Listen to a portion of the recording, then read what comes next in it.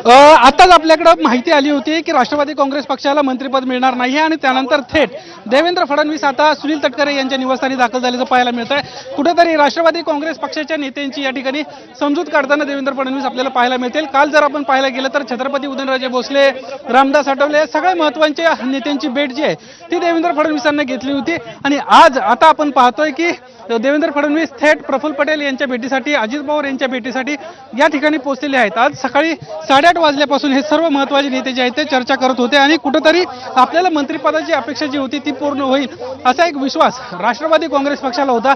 मात्र नुकतीच आपल्या हाताला एक महत्त्वाची बातमी लागलेली आहे की या ठिकाणी प्रफुल्ल पटेल यांना मंत्रिपद मिळणार नाहीये। राष्ट्रवादी काँग्रेस पक्षाला जी त्यांच्या वाट्याला मंत्रिपद येणं अपेक्षित होतं ते मिळणार नाहीये आणि त्यामुळे कुठेतरी राष्ट्रवादी काँग्रेस पक्षामध्ये नाराजी होण्याची शक्यता अजिबातच नाकारता येत नाहीये। महायुतीमध्ये राष्ट्रवादी काँग्रेस पक्ष घटक आहे आणि त्यामुळे घटक पक्षांना न्याय द्यायला पाहिजे अशा पद्धतीचा एक प्रस्ताव 2 दिवसांपूर्वी राष्ट्रवादी काँग्रेस पक्षाच्या वतीने देण्यात आला होता आणि या प्रस्तावामध्ये प्रामुख्याने नमूद केलं होतं की महायुती म्हणून काम करत असताना कुठेतरी समसमान जो वाटा आहे तो मिळायला हवा आणि यामुळेच राष्ट्रवादी काँग्रेस पक्षाला प्रतिनिधित्व मिळायला हवं संसदेमध्ये आणि ते पाहता आता कुठेतरी मंत्रिपदाच्या निमित्तानं प्रफुल्ल पटेल संसदेमध्ये जातील अशी शक्यता होती। मात्र आता ती शक्यता पूर्णपणे मावळलेली आहे। राष्ट्रवादी काँग्रेस पक्षाला मंत्रिपद मिळणार नाही आणि त्यामुळेच कुठेतरी प्रफुल्ल पटेलांच्या भेटीसाठी, अजितदादांच्या भेटीसाठी देवेंद्र फडणवीस स्वतः या ठिकाणी पोहोचल्याचं पाहायला मिळत आहे। राष्ट्रवादी काँग्रेस पक्षातली नाराजी कुठल्याही प्रकारे महायुतीला परवडणार नाही आणि त्यामुळे हा एक महत्त्वाचा या ठिकाणी घडामोड आपल्याला घडताना पाहायला मिळते। स्वतः देवेंद्र फडणवीस आलेले आहेत आणि ते या सर्व वरिष्ठ नेत्यांशी चर्चा करताना पाहायला मिळतील। मागच्या 2 दिवसांपासून राष्ट्रवादीचे नेते दिल्लीमध्ये तळ ठोकून आहेत आणि प्रत्येक वेळेला मंत्रिपदासाठी कशा पद्धतीनं आपल्याला मंत्रिपद मिळू शकेल यासाठी स्ट्रॅटेजी आखताना पाहायला मिळत होते, यासाठी प्रयत्न करत होते।